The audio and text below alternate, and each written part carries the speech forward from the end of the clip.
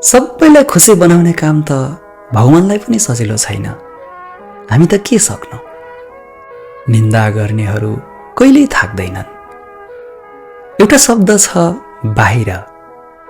बाहिरका मानिसहरू, बाहिरका विचारहरू, बाहिरका हल्लाहरू, यी सब अरूका हुन्, आफ्नो नियन्त्रणमा हुँदैनन्।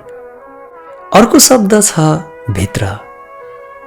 आफूभित्रको शान्ति, आफूभित्रको तागत, आफूभित्रको खुसी, यी सब आफ्ना हुन् र यिनैले आफूलाई जीवित राखेका हुन्छन्।